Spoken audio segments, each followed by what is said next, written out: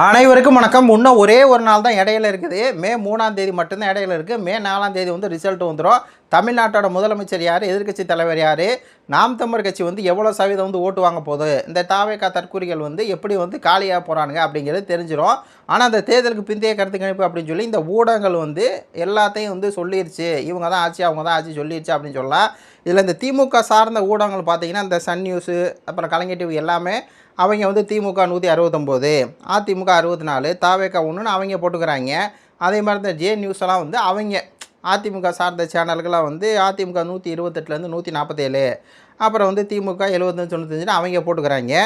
அதே மாதிரி இந்த தாவேகா தற்கூறிகளும் வந்து இந்தியா டுடே, அப்புறம் வந்து இந்த ஆக்சிஸ் அப்படிங்கிற சேனல்லாம் விலைக்கு வாங்கி அவங்களும் வந்து 98 120 நாங்கள் தான் ஆட்சி அமைக்க போகிறோம் அப்படின்னு சொல்லி இவனுங்க என்னென்னா கருத்து கணிப்பு அப்படிங்கிற பேரில் ஒரு வேலையை வந்து பார்த்துட்ருக்காங்க. இதில் நாம் தமிழர் கட்சி வந்து பார்த்திங்கன்னா எந்த எலெக்ஷன்லையுமே இதுக்கு முன்னாடி வந்து ஒரு தொகுதி கூட ஜெயிக்காது பிற அப்படின்னு போட்டுருக்கணும் கூட இந்த எலெக்ஷனில் பாருங்கள் நம்மளுக்கு எவ்வளோ ஒரு நம்பிக்கையாக இருக்குன்னா, இந்த நியூஸ் 18 நியூஸ்க்கால நாம் தமிழர் கட்சி வந்து 2 to 6 தொகுதி வந்து ஜெயிப்போம் அப்படின்னு சொல்லி சொல்கிறாங்க. இதெல்லாம் வந்து நம்மளுக்கு ஒரு ஊக்கம்தான்.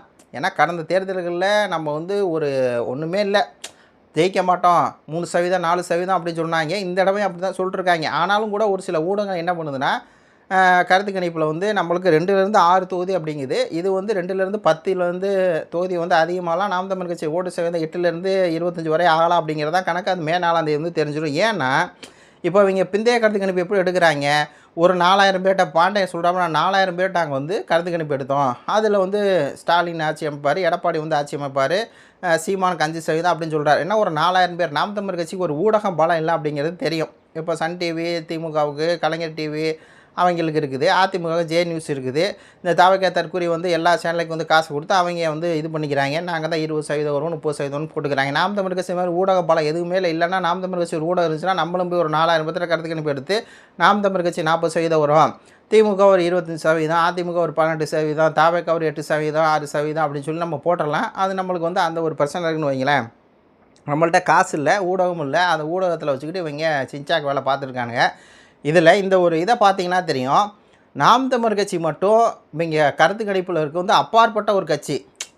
இதை பாருங்கள், சிரஞ்சீவி வந்து அரசியலுக்கு வர்றாப்புல அப்போ கருத்து கணிப்பு எல்லாம் சொல்கிறாங்க 29% வரும் அப்படின்னு சொல்லி காங்கிரஸோட கூட்டணி வைக்கிறாப்புல பெரிய வந்து ஒரு அலை வந்து ஏற்படுது. ஏன்னா சிரஞ்சீவி வந்து ஆந்திராவில் மிகப்பெரிய நடிகர், ரஜினிகாந்த் மாதிரி அவர் மிகப்பெரிய ஒரு நடிகர், 5 லட்சம் 20 லட்சம் பேர். இப்போ எல்லாம் என்ன தமிழ்நாட்டில் விஜய் கூட்டம் வர்றான், அவ்வளோ கூட்டம், அவ்வளோ வந்து ஆளாக இருந்தார் நம்ம இவர் சிரஞ்சீவி. கூட்டணி வச்சு 29 வருவார்னு பார்த்தா 5 தான், காங்கிரஸோட கூட்டணி வச்சே 5 தான். அதுக்கப்புறம் அரசியல் கழிச்சிட்டு போயிட்டார். அதே மாதிரி பவன் கல்யாண் வந்து 21 வருவார் அப்படின்னு சொல்லி இவங்க கருத்துன்னு சொன்னால் கடைசியில் வந்தது எவ்வளோ, வெறும் 5 தான். புரியுதுங்களா? இப்போ எப்படி விஜய்க்கு வந்து விஜய் தமிழ்நாட்டில் எப்படியோ அதே மாதிரி தான் பவன் கல்யாண் அங்கே தெரியும் உங்களுக்கு. ஏன்னா அவர் பவன் கல்யாண் நடித்த படங்கு தான் பத்ரி அப்படிங்கிற பேரில் இவர் வந்து நடிச்சிருப்பார் விஜய். அப்போ விஜயும் பவன் கல்யாண் ஒன்று தான். விஜய்க்கு எப்படி 20% ஒரு சொல்கிறாங்களோ அதே மாதிரி பவன் கல்யாண் அரசியலுக்கு வந்தோடனே அவருக்கு வந்து 21% வருனாங்க. ஆனால் வந்தது 5 தான். விஜய்க்கு அதான் வரப்போகுதுங்கிற மாதிரி தான் இருக்குது. கமல்ஹாசன் அதே மாதிரி தான் வந்துட்டார், 5% கமல்ஹாசனுக்கு இல்லாத கூட்டமே இல்லை. என்னங்க இப்போ விஜய்க்கெலாம் கூட்டம் வருது, கமல்ஹாசனுக்குலாம் அப்படி ஒரு கூட்டம் வரும். நான் நேரில் பார்த்த சாட்சி நான் இருக்கேன்.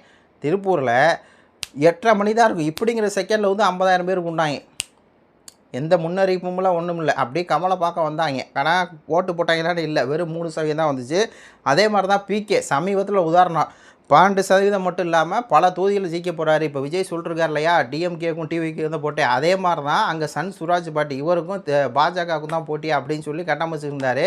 ஆனால் கடைசியில் பாருங்கள் ஒன்றும் இல்லாமல் போய் வெறும் 3% அழுது புலம்புனார். ஆனால் இவங்க எல்லாம் கருத்து கணிப்பு என்ன பண்ணுவாங்க, 20% 5%. ஆனால் நாம் தமிழ் தொடர்ந்து இந்த கருத்து கணிப்பு எவ்வளோ தான் போட்டாங்கன்னா வெறும் 3% தான் போடுவாங்க, 4% போடுவாங்க, அதிகபட்சம் 4% தான் போடுவாங்க. ஆனால் நாம் தமிழ் கட்சி 2026 இவங்க 3% போடும்போது 8% எடுத்துச்சு. புரியுதுங்களா? இப்போயும் 3% தான் அவங்க போடுறாங்க. ஆனால் நாம் தமிழ் கட்சி எவ்வளோ சதவீதம் எடுக்கும் அப்படிங்கிறது இன்னும் ஒரு நாள் தான் இருக்குது. அதனால் நாம் தமிழ் கட்சிக்காரங்க வந்து ரொம்ப வந்து இந்த ஊடகத்தில் இவங்க எல்லாம் இப்படி கருத்து கணிப்பில் நம்மளை வந்து இப்படி சொல்கிறேன், அதெல்லாம் எதுவுமே நம்ம கேர் பண்ணக்கூடாது. நாம் தமிழ் கட்சி ஓட்டை எந்த கொம்பனாலையும் பிரிக்க முடியாது. கொள்கைக்காக இருக்க ஓட்டு நாம் தான் ரிசல்ட் வந்து தெரிஞ்சிருங்க. அப்படின்னா இப்போது எங்கள் ஊர் மாதிரி இருக்கக்கூடிய ஊர்களெல்லாம் நாம் தமிழ் கட்சி போய் சேர்ந்துருக்கு அப்படிங்கிறதே ஒரு பெரிய விஷயம். ஏன்னா எங்கள் ஊரில் வந்து ஒரு குக்கிராமம் ஒரு 800 வீடு தான் இருக்கும். அங்கேயே வந்து சீமான் அவருடைய ஆதரவாளர்களாக என்னால் பார்க்க முடியுது. அப்போ பார்த்துங்க. அதே மாதிரி பக்கத்தில் ரெட்டியப்பட்டி பல தெலுங்கு ஊர்களையே நாம் தமிழ் கட்சி போய் சேர்ந்துருக்கு. நாம் தமிழ் கட்சிக்கு வந்து ஓட்டு போட்டிருக்காங்க. சில தெலுங்கர்களே ஓட்டு போட்டிருக்காங்க. தமிழ் குடியை சேர்ந்த பல பேர் என்ன பண்ணுறாங்க, ஓட்டு போடுறாங்க. அதில் முத்திரையர்லாம் லம்பாக வந்து ஓட்டு போட்டிருக்காங்க, அம்பலக்காரர்லாம். அதே மாதிரி இந்த பக்கம் தேவேந்திர வேளாளர்லாம் நம்மளுக்கு போடுறாங்க. பறையர் போட்டிருக்காங்க, தேவர் போட்டிருக்காங்க, வன்னியர் போட்டிருக்காங்க, நாடார் போட்டிருக்காங்க, கோனார் போட்டு எல்லா சமூகத்துலேயும் ஒட்டு மொத்தமாக பிரதிநிதியாக சேர்த்து சீமானுக்கு ஓட்டு போட்டுறாங்க. ஏன் சீமானுக்கு ஓட்டு போடுறாங்கன்னா, இப்போது இங்கே கவர்ச்சியா திட்டம் கொண்டு வராங்க. நம்ம கூட அப்படி தான் நினச்சோம். சீமான் வந்து ஒரு கவர்ச்சி திட்டமாக கொடுத்தா என்ன, இப்போ விஜய் 2500 கொடுக்குறாரு, ஸ்டாலின் 2000 கொடுக்குற, எடப்பாடி 2000 கொடுக்குறாங்க. இப்போ மக்கள் இந்த கவர்ச்சி தானே எதிர்பார்க்குறாங்க. சீமான் இதை சொல்லிட்டா இப்போ சீமானுக்கு நம்ம 8% வரும், அதுலேருந்து 16 வரும்னு சொல்கிறது நம்மளுக்கு ஒரு இதாக இருக்குது. ஆனால் இந்த மாதிரி ஃப்ரீ கொடுத்தா மக்கள் ஓட்டு போடுறாங்க. ஏன்னா மக்கள் வந்து ஃப்ரீ தான் எதிர்பார்க்குறாங்க. நல்ல ஆட்சியவோ இங்கே இருக்கக்கூடிய அந்த கொலை கொள்ளை கற்பழிப்பு அதெல்லாம் பற்றி அவங்களுக்கு கவலை இல்லை. வேலை வாய்ப்பு இல்லை, கல்வி தரம் இல்லை, மருத்துவம் அதெல்லாம் அவங்களுக்கு இல்லை. அவங்களுக்கு 2000 பணம் கொடுக்குறாங்களா, 2500 பணம் கொடுக்குறாங்களா, அதுக்கு தான் ஓட்டு போகிறாங்க. மக்கள் அதை வெளிப்படையாக தான் இருக்காங்க. அப்படியாப்பட்ட சூழ்நிலை நம்மளும் அப்படி சொல்லிட்டு போயிடலாமே. நம்மளும் சீமான் அவர்கள் 5000 கொடுக்குறேன்னு சொன்னால் கொடுக்க முடியும். நம்ம வந்து ஒரு 5000 வந்து கொடுக்குறேன்னு சொல்ல முடியும். நம்ம தற்சார்பு பொருளாதார முடியுமோ அந்த மக்களுக்கு வேலை கொடுக்குறோங்கிற 5000 காசு கொடுக்குறது உண்டு தான். உனக்கு வேலையை கொடுத்து அந்த விட அதிகமாக சம்பாதிக்கிறோம், ஆனால் அது இலவசம் இல்லை அப்படின்னு சொல்கிறோம். அப்படி நம்ம சொல்கிறது நம்ம வந்து ஃப்ரீயாக கொடுத்துருந்தா கூட பல பேர் நம்மளுக்கு ஓட்டு போடுவாங்களான்னு தெரியல. நம்ம இப்படி சொல்கிறோம் பார்த்தீங்களா, ஆடு மாடுகளை அரசு வேலையாக்குவோம், அதுக்கு நம்மளுக்கு ஓட்டு வந்து விழுந்துருக்குது. கல்வியை வந்து இலவசமாக்குவோம், ஓட்டு விழுந்துருக்குது. மருத்துவத்தை இலவசமாக்குவோம். அப்போது நம்மளுடைய கொள்கைக்காக எல்லா ஊர்லேயும் வந்திருக்குது. சீமான் அவர்கள் பர்சனலாக வந்து எல்லா தமிழ்கூட பிரச்சனைக்கு வந்து நின்றுருக்காரு. அப்போது அந்த ஓட்டு வந்து சீமானுக்கு விழுந்துருக்கு. அதனால் நாம் தமிழ் ஓட்டை வந்து சரிக்க முடியாது, ஒன்றும் பண்ண முடியாது. இலவசங்களை கொடுத்து இவங்க இலவசம் கொடுத்தா தான் இவங்களுக்கு மக்கள் ஓட்டு போடுவாங்க. நம்மளுக்கு அப்படி இல்லை. நம்மளுக்கு ஓட்டு போடுறவங்க சீமான் அவருடைய தத்துவத்துக்காகவும் கொள்கைக்காக தான் ஓட்டு போடுவாங்க. சீமான் திமுக கூட்டணி போனாலும் அதிமுக கூட்டணி போனால் தான் சீமானுடைய செல்வாக்கு வந்து குறைமை ஒழிஞ்சு, அதுக்கப்புறம் சீமானுடைய செல்வாக்கை வந்து அதுக்கு யாராலையும் குறைக்க முடியாது. சீமான் கண்டிப்பாக 2026 சம்பவம் பண்ணுவார். நாம் தமிழ் கட்சி சம்பவம் பண்ணும் அப்படிங்கிறது தான் இதில் விஷயம். இதில் இன்னும் ஒரே ஒரு செய்தி, கூடுதல் செய்தி மட்டும் சொல்லணும்னு எனக்கு வந்து ஆசை. இப்போ எடப்பாடி வந்து படுதோல்வி அடைவார் அப்படிங்கிற மாதிரி இந்த கருத்து இணைப்புலாம் வருதுங்க. நீங்கள் என்ன நினைக்கிறீங்க?